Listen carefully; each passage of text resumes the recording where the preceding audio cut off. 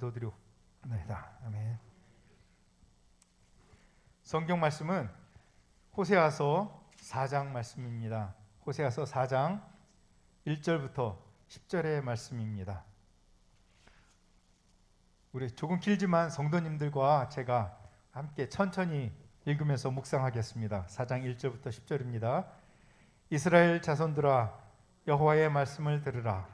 여호와께서 이 땅 주민과 논쟁하시나니 이 땅에는 진실도 없고 인애도 없고 하나님을 아는 지식도 없고 오직 저주와 속임과 살인과 도둑질과 간음뿐이요 포악하여 피가 피를 뒤입니다. 그러므로 이 땅이 슬퍼하며 거기 사는 자와 들짐승과 공중에 나는 새가 다 쇠잔할 것이요 바다의 고기도 없어지리라. 그러나 어떤 사람이든지 다투지도 말며 책망하지도 말라. 내 백성들이 제사장과 다투는 자처럼 되었음이니라. 너는 낮에 넘어지겠고 너와 함께 있는 선지자는 밤에 넘어지리라. 내가 내 어머니를 멸하리라. 내 백성이 지식이 없으므로 망하는도다. 내가 지식을 버렸으니 나도 너를 버려 내 제사장이 되지 못하게 할 것이요 내가 내 하나님의 율법을 잊었으니 나도 내 자녀들을 잊어버리리라. 그들은 번성할수록 내게 범죄하니 내가 그들의 영화를 변하여 욕이 되게 하리라. 그들이 내 백성의 속죄의 제물을 먹고 그 마음을 그들의 죄악에 두는도다. 장차는 백성이나 제사장이나 동일함이라. 내가 그들의 행실대로 벌하며 그들의 행위대로 갚으리라. 그들이 먹어도 배부르지 아니하며 음행하여도 수요가 늘지 못하니 이는 여호와를 버리고 따르지 아니하였음이니라. 아멘. 당신은 하나님의 진실과 인애와 지식이 있습니까? 이런 제목으로 장만동 목사님께서 말씀을 전해 주시겠습니다. 기도합시다. 썩을 양식을 위하여 살아가던 저희들이 썩지 아니할 영생의 말씀을 듣게 하시니 감사하고 그 말씀을 들음으로 이 시대를 바로 분별하여 살아갈 수 있는 귀한 시간이 되기를 원합니다. 예수님 이름으로 기도합나이다. 아멘. 어떤 교회에서요, 춘천으로 1일 야유회를 갈 때에 담임 목사가 이렇게 일정을 소개를 했어요. 아침 10시 출발해서 우리나라에서 제일 좋은 드라이브 코스 양수리를 거쳐서 동치미 국수를 먹고 그 다음에 그래서 점심 식사를 하고 나서 소양강에 도착해서 배를 타고 근처에서 산림욕을 즐긴 후에 오후 5시에 춘천 닭갈비로 저녁 식사를 하고 돌아올 예정입니다. 그렇게 광고를 했어요. 그 일정을 듣고 어떤 성도가 간편한 복장에다가 목욕 타올을 가지고 왔어요. 산림욕을 한다고 해가지고 산에서 목욕하는 줄 알고 그렇게 하고 왔다는 것이죠. 여러분, 세상에서 제일 무서운 사람은요, 잘 모르면서 소신껏 사는 사람이에요. 그보다 더 무서운 사람은 잘 모르면서 자기 영성이 최고인 줄 아는 사람. 그래서 우리가 많이 아는 것보다 더 중요한 것은 많이 바로 아는 것이 중요하다. 우리 다 같이 시작. 많이 아는 것보다 바로 아는 것이 중요하다. 그런 것이에요. 오늘 본문을 보면은 이스라엘 백성들이 엄청난 재앙과 심판을 지금 맞이하고 있는데 그 이유가 첫째로 영적인 무지가 재앙을 가져왔다. 즉 하나님을 아는 지식이 없음으로 말미암아서 엄청난 재앙을 초래하게 되는데요. 자, 1절 한번 읽어볼까요? 다 같이 1절 시작. 이스라엘 자손들아, 여호와의 말씀을 들으라. 여호와께서 이 땅 주민과 논쟁하시나니 이 땅에는 진실도 없고 인애도 없고 하나님을 아는 지식도 없다. 이렇게 말씀을 했거든요. 이스라엘의 그 영적인 음행의 핵심은 뭐냐면 무지였어요. 하나님을 아는 지식이 없었기 때문에. 이스라엘이 지금 재앙과 심판을 받은 원인은 무지였어요. 하나님을 아는 지식이 없었기 때문에. 특별히 뭐라 그랬습니까? 이 땅에는 진실도 없고 인애도 없고 하나님을 아는 지식도 없다. 이렇게 말씀하고 있지 않습니까? 특별히 이 땅의 주민과 논쟁을 한다. 그런 말씀이 나오죠. 여기서 이 땅과 이 땅의 주민과 논쟁한다는 말씀은 뭐냐면 하나님과의 언약을 깨고 우상 숭배에 빠진 북이스라엘을 책망하신다, 그런 말이에요.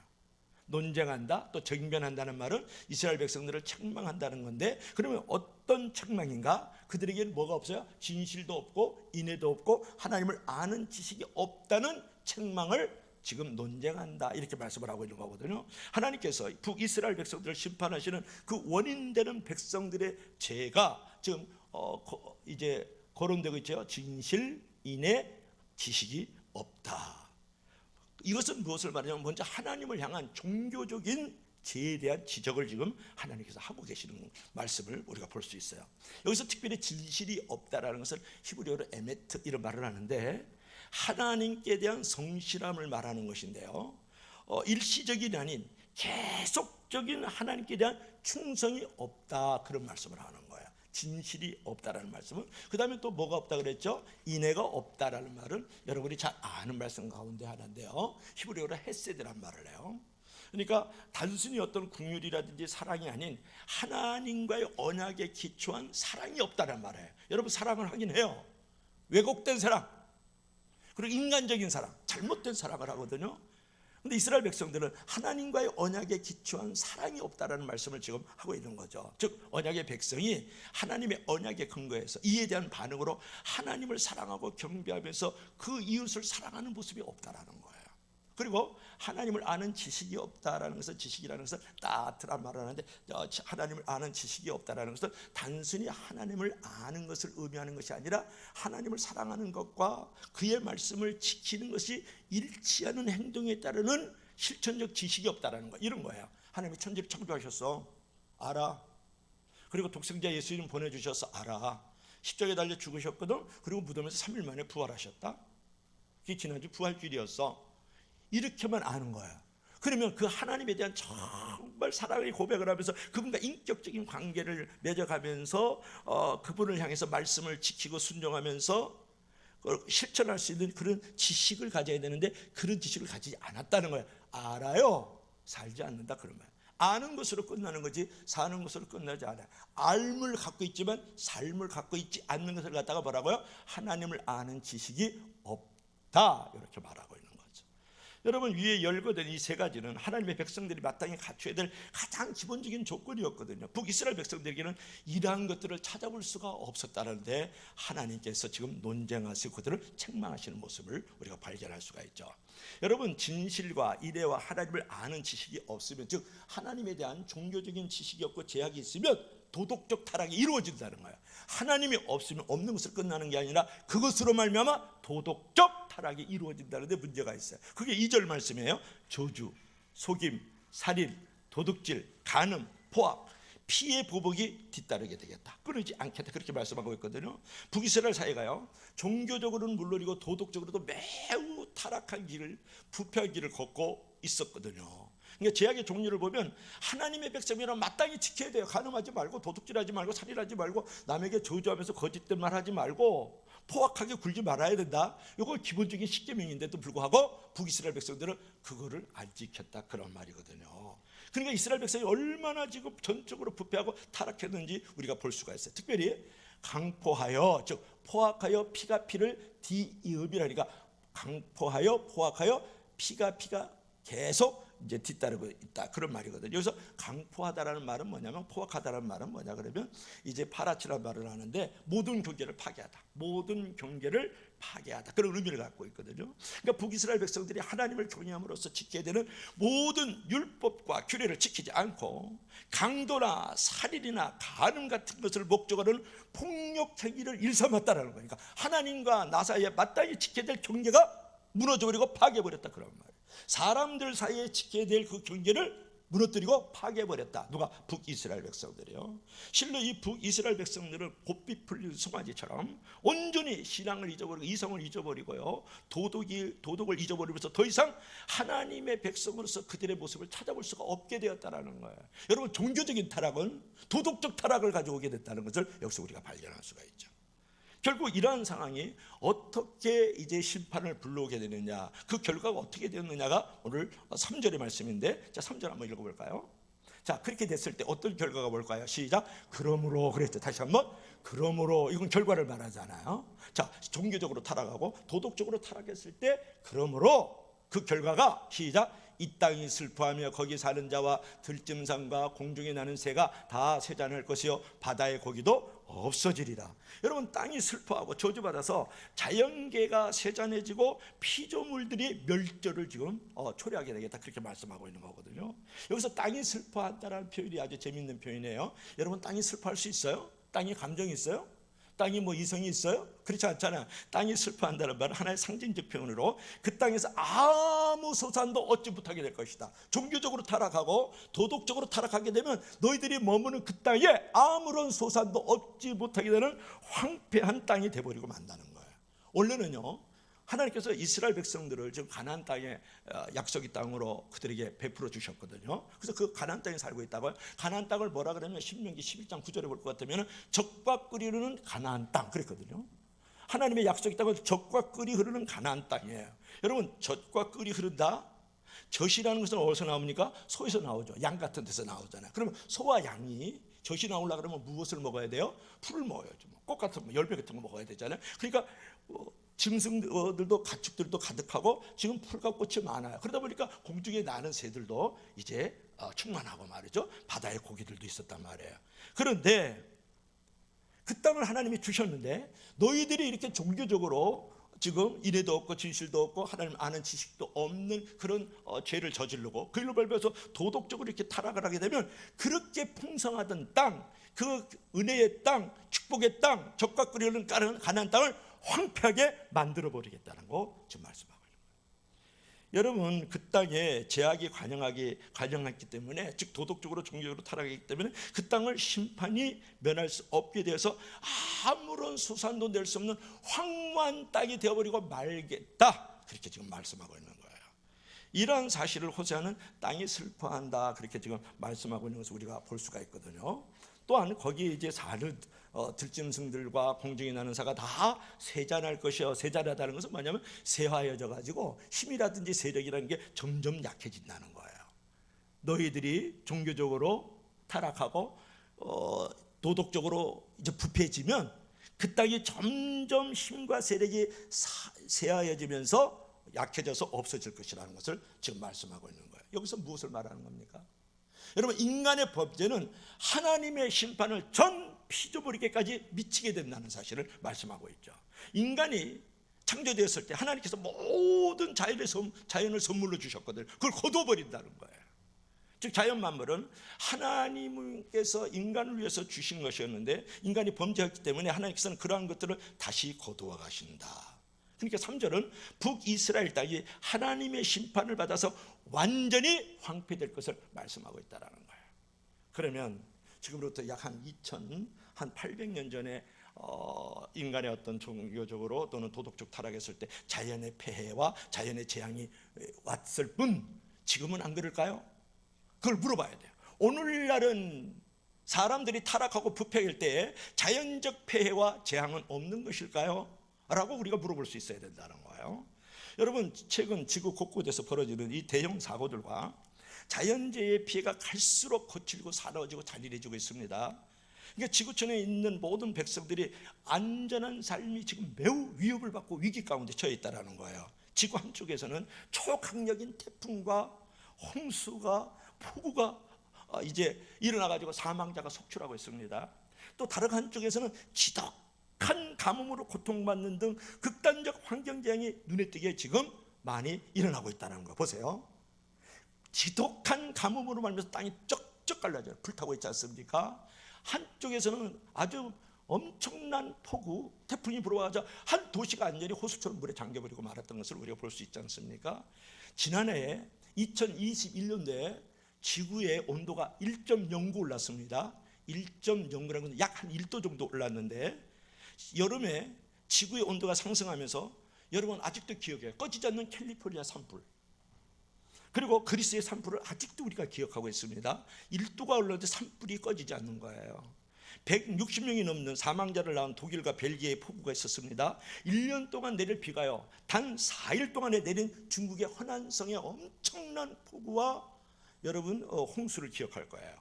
50도가 넘어가는 북미의 폭염으로 말미암아서 얼마나 많은 사람들이 사상자가 일어났는지 몰라요. 자연재해로 말미암아서 우리에게 샬롬이 없어졌다라는 거예요. 그뿐만 아니고 여러분 2020년 1월부터 지금까지 코로나19 이 팬데믹 현상으로 말미암아서 지구촌에 있는 수백만 명의 사람들이 죽고 아직도 그 코로나19 팬데믹이 우리를 위협하고 우리를 위기 가운데 재앙을 가져오고 있지 않습니까? 이 역사적으로 반복되는 이 바이러스 감염병의 위험들, 또 기후 위기를 가져다주는 탄소의 배출량들, 이런 지구의 온난화가 만드는 극단적 기상 현상들로 말미암아서 코로나19 팬데믹도 오고 기후변화로 인해서 많은 폭우도 오고 가뭄도 오고 동성애 전쟁, 질병 등이 일어나고 있다는 거예요. 이것은 자연적으로 그냥 자연히 일어나는 현상이라고만 볼 수 있을까요? 그렇지 않아요.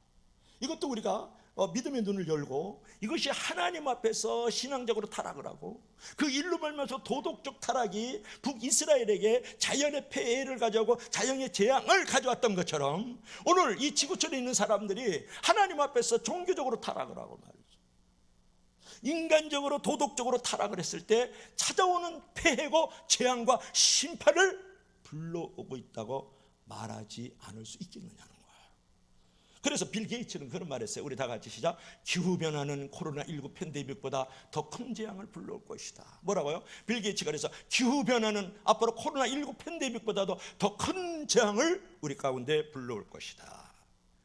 여러분, 종교적인 타락과 그 일로 말미암은 인간들끼리의 도덕적 타락은 이런 자연적인 엄청난 폐해와 재앙으로 말미암아서 하나님의 심판을 초래한다는 거죠. 그러면 이제 어떻게 해야 될까요? 이것이 중요하잖아요. 여러분, 하나님의 심판이 도래할 때 우리는 어떻게 해야 될까요? 종교적으로 도덕적으로 타락해서 자연까지 재앙이 임해질 때 우리는 어떻게 해야 될까요? 여러분, 사람은 다 전적으로 부패된 죄인이기 때문에 사회와 자연계의 파멸에 대해서 사람끼리 다투거나 책망함으로써 해결책을 찾으려고 하거든. 한마디로 네 탓이야, 내 탓이야, 환경 탓이거든, 이렇게 얘기를 하거든요. 그런데 성경은 그렇게 하지 말라는 거예요. 그래서 해결되지 않는다, 해답이 없다, 명답이 없다라는 거예요. 자, 4절 한번 읽어볼까요? 우리 4절 다 같이 시작. 그러나 어떤 사람이든지 다투지도 말고 책망하지도 말라. 내 백성들이 제사장과 다투는 자처럼 되었습니다. 여러분, 하나님의 심판에 대해서 서로 책임 전가를 하면서 비난하고 질시하지 말라는 거예요. 백성들이 제사장과 다투는 자처럼 되었다는 말은 뭐냐면 타락의 책임을 다른 사람에게 넘겨버린다, 그렇게 하지 말라는 거예요. 그래서 너희들이 해답을 찾을 수 있는 게 아니야. 모든 북이스라엘 백성들, 즉 제사장을 포함한 모든 백성들은 동일하게 제약된 대로 살고 있기 때문에 누가 누구를 책망하거나 심판의 책임을 전가시킬 자격이 없다는 의미로 지금 말하고 있는 거거든요. 그러니까 책임 전가라는 것은 사실 정신적인 바이러스를 전염시키는 것으로서 문제 해결에 도움이 안 돼요.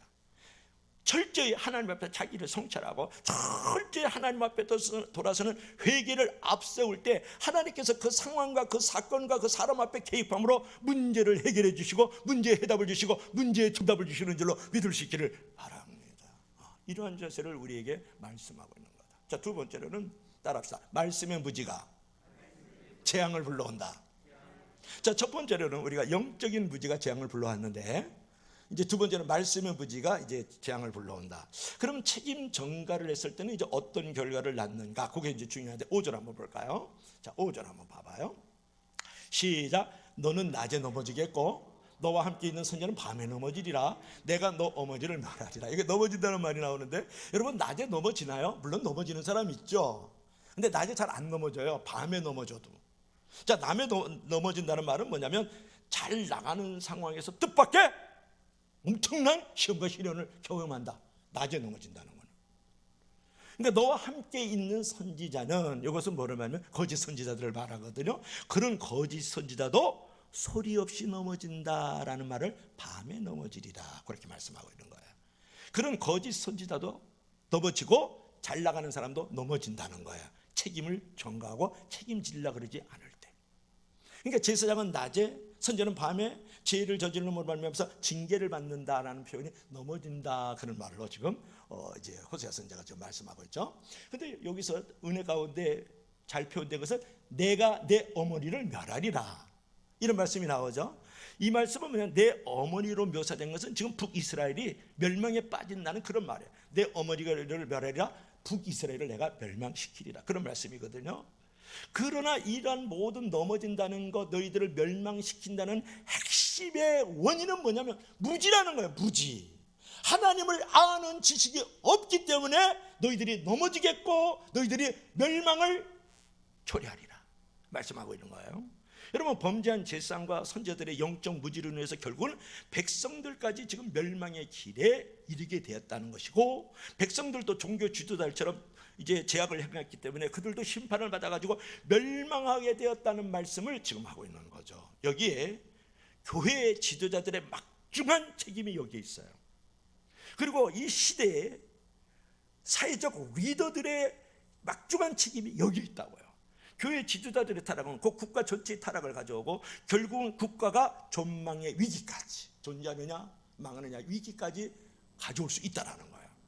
여러분, 사진 한번 볼까요? 자, 이 사람은 누굴까요? 이완용이에요. 자, 이완용이라는 사람인데 지도자의 타락은 국가적 위기와 재앙을 가져온다. 매국노 이완용, 나라를 팔아먹은 이완용 모르는 사람이 없어요. 근데 이 사람 한번 이력을 한번 여러분에게 말씀을 드려볼까요? 24살에 과거에 급조했어요. 고졸교회 초기회를 받으면서 3년 만에 정상품에 올라간 사람입니다.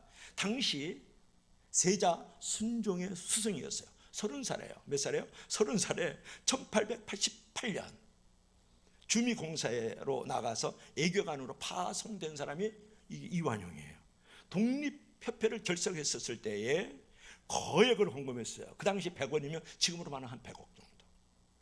시와 글씨를 즐겼고 술도 모르고 여자도 모르고 오직 시와 서예의 탁월함을 가지고 그것을 매우 즐겼던 사람이 이완용이에요. 여러분, 이 어떻습니까? 그는 괴물이 아니었다라는 거예요. 당시 아주 탁월한 엘리트였다라는 거예요. 그는 탁월한 능력으로 사욕을 쫓았어요. 개인의 욕심을 쫓았다는데 문제가 생기기 시작해요. 결국 나라를 팔아먹는 역적의 상징은 누구냐면 매국노 이완용이지 않습니까? 나라의 장래라든지 백성의 피 눈물을 외면하고 자신의 안위와 이익에 따라서 기회주의로 변신한 변신의 기재가 누구냐면 이완용이었어요. 실력은 좋았어요. 그러나 방향이 잘못됐죠. 속도를 잘 낸 사람이에요. 그런데 방향이 잘못된 사람이에요. 성공했어요. 그러나 성실하지 않았던 사람, 인애가 없었고 진실이 없었고 하나님을 아는 지식이 없었던 이 이완용이는 이 지도자의 이 타락으로 벌면서 국가적 위기와 엄청난 재앙을 불러왔던 사람이 이완용이다, 그런 말이에요. 무엇을 말합니까? 한 나라의 지도자의 타락과 부패가 가져온 국가적인 재앙과 심판을 우리 조상들이 경험을 했잖아요. 마찬가지로 지금 북이스라엘은 제사장과 선지자들이 국가의 종교적 지도자들이에요. 그리고 정치 경제적인 지도자들도 엄청나게 타락하고 부패를 했어요. 그래가지고 북이스라엘이 멸망을 당하는 데 있어서 원인이 제공을 했다는 거예요. 자, 보세요. 자, 6절 한번 읽어볼까요? 다 같이 시작. 내 백성이 지식이 없으므로 망하는도다. 내가 지식을 버렸으니 나도 너를 버려 내 제사장이 되지 못하게 할 것이고, 내가 하나님의 율법을 잊었으니 나도 너희들을 잊어버리리라. 여러분, 뭡니까? 선택된 백성이, 즉 하나님을 믿는 성도들이요, 망하는 핵심 원인이 있어요. 하나님을 믿는다고 안 망해요? 망하죠. 망하는 게 어떨 때는 복이에요. 하나님께로 흥해지니까. 여러분, 택한 백성들이, 성도들이 망하는 핵심 원인은 뭐냐면 하나님을 아는 지식이 없기 때문에 그렇거든요. 이스라엘 백성에게 하나님을 아는 지식이 없는 것은 율법을 가르치는 제사장의 책임이었기에 하나님은 제사장들의 그 불성실함을 문책해서 그 백성을 잊어버리겠다, 그렇게 말씀하셨거든요. 율법을 버리면 하나님 앞에 버림을 당하고, 진리를 떠나면 하나님께서 너희들을 떠나버리고, 진리를 율법을 잊어버리면 하나님께서 너희들을 잊어버린 바 되겠다고 지금 말씀하고 있는 거예요. 얼마나 무서운 경고의 말씀인지 몰라요. 여러분들께서 말씀을 버리면 하나님으로부터 버림을 받습니다. 여러분들께서 하나님의 말씀을 잊어버리면 하나님께서 여러분을 잊어버린다고 지금 말씀하고 있는 거예요. 무섭지 않습니까? 여러분, 사람은요, 돈과 기회와 배경이 없어서 망하기보다 진리를 모르기 때문에 망하는 거예요. 뭐라고요? 사람은요, 돈과 기회와 배경이 없어서 망하는 것보다도 하나님을 아는 진리가 없기 때문에, 하나님을 아는 지식이 없기 때문에 망하는 거예요. 여러분, 유명한 탤런트들 보세요. 얼굴도 그냥 목사님보다는 조금 못생겼지만 다들 얼짱이잖아요. 비주얼로 딱. 돈도 많아요. 인기도 엄청 많거든요. 무대대가 또 얼마나 럭셔리한지 몰라요. 근데 어느 날 보니까 비참하게 그 인생이 무너져 내려요. 왜요? 하나님을 아는 진리가 없기 때문에. 하나님을 아는 지식이 없기 때문에 기회도 있고 배경도 있고 무대도 있어요. 그런데 한순간에 나락으로 떨어져 버리고 말아요. 이제 못 쓰게 되는 거예요. 여러분, 정치인들, 잘 나가는 CEO들 감옥 들락날락합니다. 돈이 없어서 그래요? 기회가 없어서 그래요? 배경과 무대가 없어서 그러냐고요? 아니요. 그 엄청나게 잘 나가는 정치인들, CEO들이요, 하나님을 아는 진리가 없기 때문에, 하나님을 아는 지식이 없기 때문에, 하나님이 없기 때문에 한순간에 벼랑에서 떨어지는 거예요. 다시는 부서져서 못 일어나요.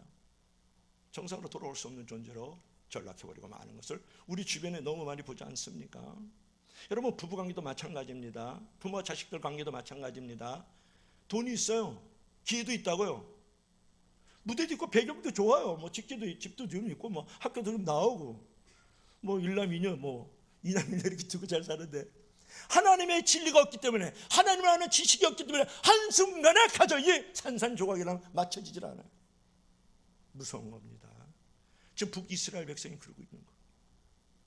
그렇게 잘 나가던 이 완용이가 하나님을 아는 지식이 없기 때문에 한순간에 나라를 팔아먹는 매국노로 전락해버리고 말지 않습니까?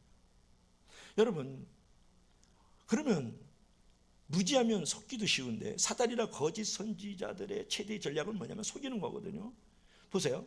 마귀는 거짓의 압이다. 요한복음 8장 44절. 요한복음 10장 10절은 뭐라고 말씀하고 있습니까? 마귀의 목적은 우리를 도둑질하고 지금 멸망시키는 것이 마귀의 목적이에요.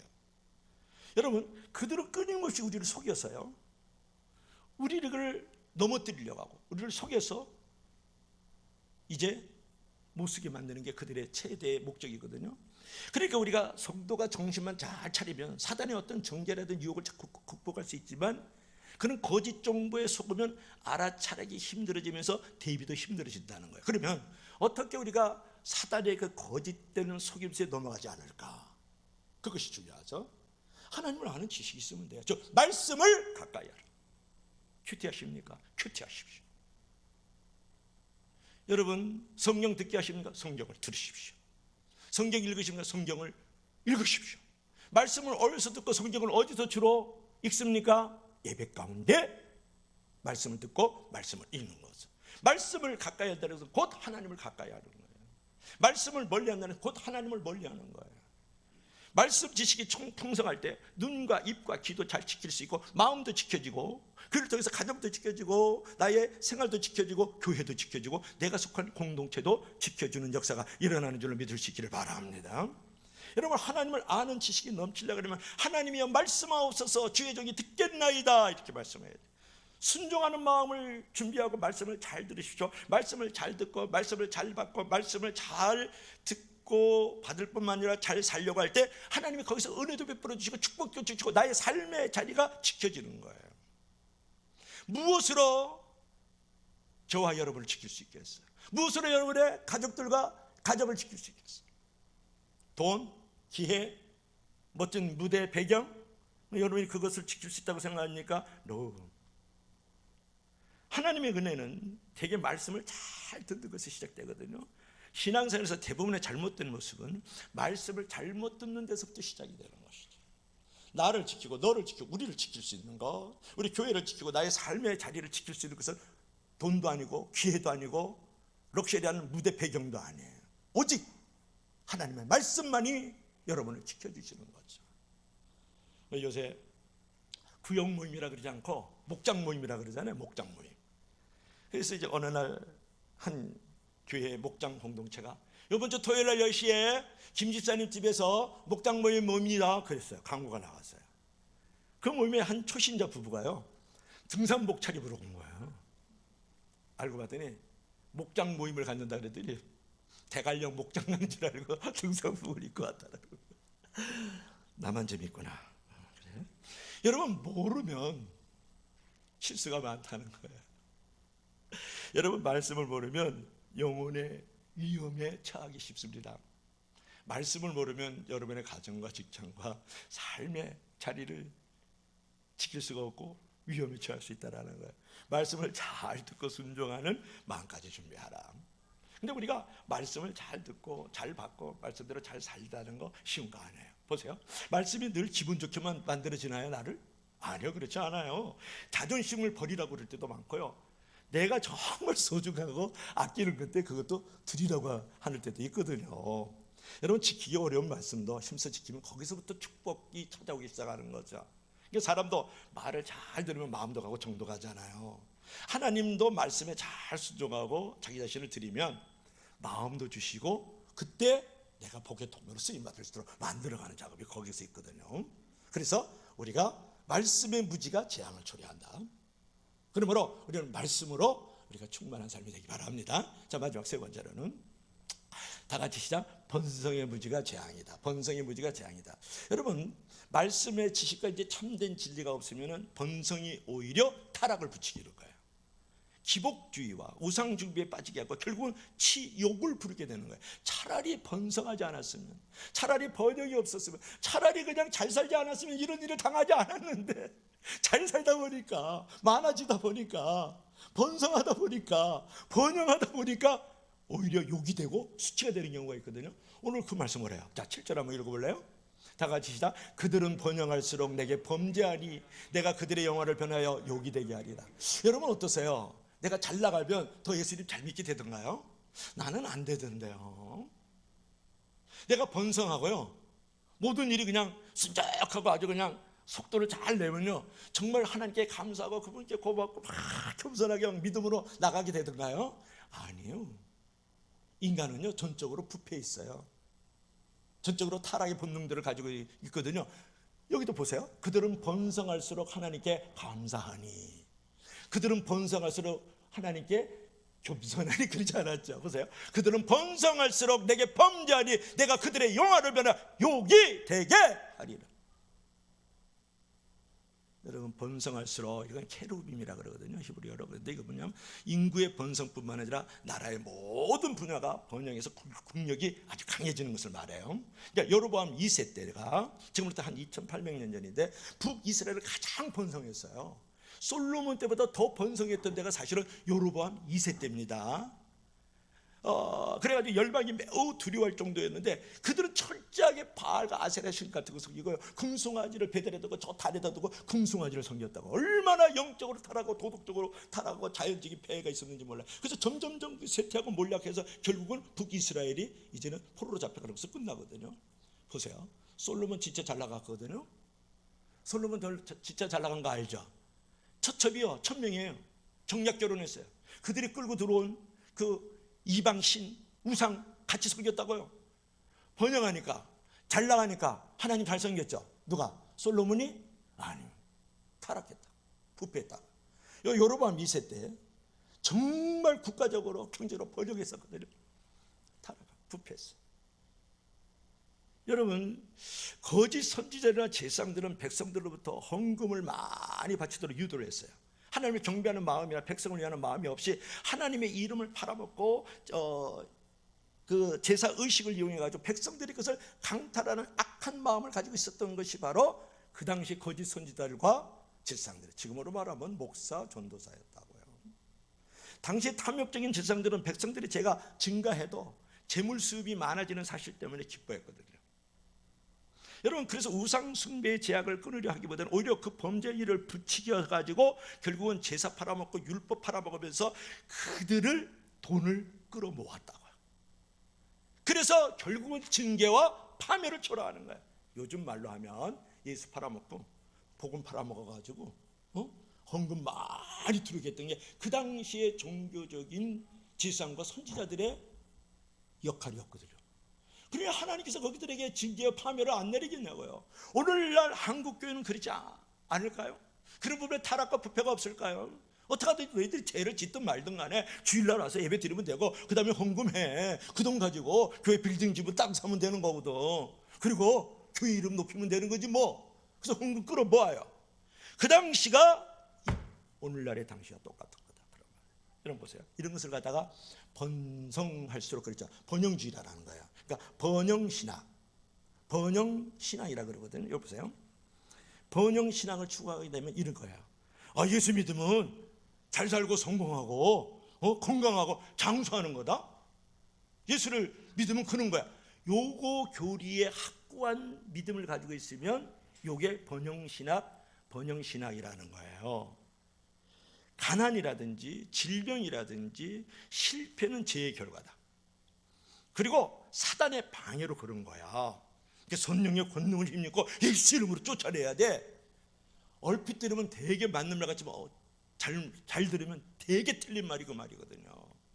여러분, 번영신학은 개인의 번영과 성공만을 추구하는 왜곡된 기복신앙으로 기울어지면서 그리스도인의 어떤 도덕성, 사회 윤리성의 약화를 초래하는 현상들로 나타나는 것이 번영주의, 번영신앙이다, 그런 말이에요. 그 결과 목회자와 신자들을 모두 포함한 한국 개신교의 영성의 추락과 도덕적 타락의 주 요인이 되었다, 그런 말이거든요. 더 나아가서 이런 왜곡된 기복신앙은요, 타인의 신앙이나 믿음의 크기를 눈에 보이는 성공과 실패로 평가하는 거예요. 너 단칸 지하방에 살아. 너 예수님 잘못 믿어서 그래. 잘 믿으면 2층 복식으로 있는 아파트에 살거든. 이게 번영신앙이라는 거예요. 번성할수록 범죄하는 거. 그리고 여러분, 우리 주변에는 잘 사는 사람보다 못 사는 사람이 많아요. 저 가난하고 질병 가운데 있고 그저 독거노인으로 외면당하고 이렇게 살아가는 사람이 많거든. 그들을 더욱더 보살피고 섬기고 세워주는 것이 교회 역할인데, 이렇게 번영주의에 빠지게 되면, 번영신앙에 빠지게 되면 그 예수님 잘못 믿어서 저렇게 외롭게 사는 게야, 소외당하는 게야, 이 생각하단 말이에요. 이게 한국교회의 풍토고 오늘날 영적 정서예요. 여러분, 이런 번영신학에 빠지면 안 돼요. 그리고 이 번영신학에 빠지게 되면 어떤 부분이 있냐 그러면, 내가 가난해지고 실패하고 병들잖아요. 그러면 죄책감과 열등감을 갖고 있어. 내가 예수님을 잘못 믿어서 이렇게 가난하고 질병과 저주 가운데 있단 말이야, 이렇게 생각하고, 남들이 또 그렇게 가난하고 병들고 실패하고 뭐 여러 가지 시험에 걸리죠. 그거 봐, 예수님 잘못 믿으니까 너가 그렇게 죄를 져서 그런 거야. 그게 내가 열등하게 사는 거야. 그런 죄책감과 열등감을 준다. 이게 얼마나 무서운 번영주의냐고. 이게 번영신학이라는 거예요, 여러분. 이스라엘 백성들이 그렇게 빠졌죠. 여러분은 혹시 그런 가운데 빠져 있지는 않는가? 라는 것을 여러분에게 지금 묻고 싶은 것이죠. 여러분, 제사장들은 백성들의 그 우상 숭배를 원함으로써 함께 타락했어요. 그들 모두에게 드디어 형벌이 내려졌어요. 심은 대로 거두고 행위대로 받는다. 따라해보세요. 심은 대로 거두고 행위대로 받는다. 오늘 10절 마지막으로 읽어볼까요? 다 같이 10절, 다 같이 10절 시작. 그들이 먹어도 배부르지 아니하고 음행하여도 수요가 늘지 못하니 이는 여호와를 버리고 따르지 아니하였습니다. 여러분 보세요. 탐욕에 대한 하나님의 형벌이 드디어 임하여지기 시작하는 거예요. 번영신학으로 살았던, 번영주의로만 살았던, 그리고 예수 팔아먹고 복음 팔아먹었던, 그 율법 팔아먹고 제사 의식을 팔아먹었던 그 이스라엘 백성들에게 드디어 형벌이 임하는데, 풍족하게 먹어도 배부름을 얻지 못하고, 여러분 먹었는데 배부르지 않으면 얼마나 속삭여요. 괴롭고 불편해요. 그리고 음행에도 번성의 축복을 얻지 못하고, 아무리 씨앗을 뿌려도 쌓아지고 많아지지 않고, 이유는 뭐냐? 하나님을 버리고 따르지 않았기 때문에. 뭐라고 했어요? 여호와를 버리고 따르지 아니할 때 먹어도 배부르지 못하고 많아지지 않고 쌓아지지 못한다. 여러분 어떻게 생각하십니까? 여러분, 고대 이방 나라의 바알 숭배 의식에서는요, 여인들이 자녀의 생산을 위해서 제사 의식을 드리러 가요. 집으로 예배를 드리러 가요, 바알 신전에. 그래서 거기 있는 사람하고 섹스를 해요. 그래가지고 그 음행을 통해서 종족 번성을 이루는 의식이 있었거든요. 그래도 수요가 늘지 않아. 자식 번성하지 않아. 가축들 번성하지 않는다고 하나님께서 지금 말씀하는 거예요. 여기서 우리가 생각할 것은 뭐냐? 번성해도 마음을 높이지 말아라.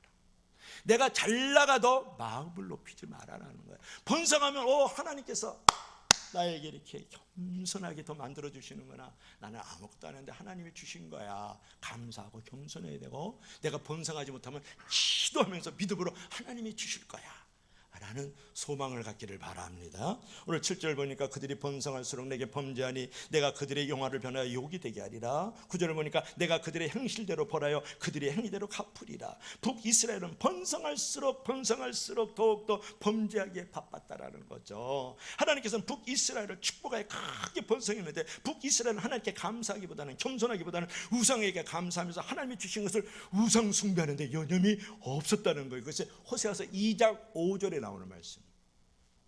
이 하나님께서는 그들의 영화를 욕으로 바꿔버리겠다 이렇게 선포하잖아요. 이 예언대로 북이스라엘은 여로보암 2세를 기점으로 해서 급격히 쇠퇴하면서 몰락해가지고 기원전 722년 지금으로부터 2800년 전에 아수르의 포로로 잡혀가서 노예로 잡혀가가지고 영원히 돌아오지 못해요. 그들은 다 산산이 흩어져요. 남유다만 바벨론 586에 잡혀갔다가 돌아올 뿐이죠. 얼마나 비참한 멸망과 재앙을 보고 있습니까? 무엇을 버렸을 때요? 결국은 영적 무지와 말씀에 대한 무지와 번영에 대한 무지가 그들을 그렇게 비극적 재앙을 맞는 백성과 국가가 되게 만들었다는 거죠. 여기서 우리가 결론을 마지막으로 받겠습니다. 하나님께서는요, 당신의 백성들이 당신을 위해서 욕을 당하면 그 욕이 변하여 영화가 되게 만들어갑니다. 하나님께서 당신을 위해서 우리가 저주를 받으면 그 저주가 축복이 되도록 우리를 만들어 가시는 거예요. 그런데 오히려 하나님의 축복에 감사할 줄 모르고 범죄하면서 축복으로 받아들이자 할 때 저주로 만들어가고, 하나님이 지금 영화를 영화로 받아들이자 할 때 그 영화가 변하여 욕이 되게 만들어간다는 거예요. 오늘 결론은 그런 것이에요. 하나님께서는 이스라엘 백성이 하나님을 아는 지식이 없어서 망한다고 말씀하고 있는 거예요. 여러분, 참된 지식이 아닌 헛된 세상을 추구하고 있지는 않는지요. 하나님께서는 이스라엘 백성들이 번성할수록 타락하고 있다고 말씀하고 있어요. 세상에서의 번영 추구가 재앙이 되고 있지는 않는지 좀 물어보고 싶은 것이죠. 그러므로 하나님의 재앙과 심판을 당하지 않도록 오직 하나님만을 섬기면서 그 하늘의 지식과 하늘의 영원한 산소망을 가지고 썩지 않는 기업을 이어가는 저와 여러분들이 되기를 주의 이름으로 간절히 부탁합니다. 기도하시겠습니다. 주 하나님 아버지, 이스라엘 백성들은 영적 무지와 말씀에 대한 무지와 번영에 대한 무지로 말미암아서 스스로 하나님으로부터 재앙과 심판을 초래하였습니다. 너희들이 나를 버림으로 내가 너희를 버리고 너희들이 율법을 떠남으로 내가 너희를 떠난다고 말씀하여 주셨습니다. 우리 사랑하는 모든 성도들은 늘 깨어 근신하여 하나님의 말씀을 가까이 하고 하나님을 진실로 경배하고 사랑하면서 인애를 회복하고 진실을 회복하고 하나님을 아는 지식을 회복함으로 말미암아서 하나님께 귀히 여김을 받으며 하나님 앞에 귀하게 쓰임받는 우리 사랑하는 성도들이 되기를 원합니다. 예수님 이름으로 간절히 기도합니다. 아멘.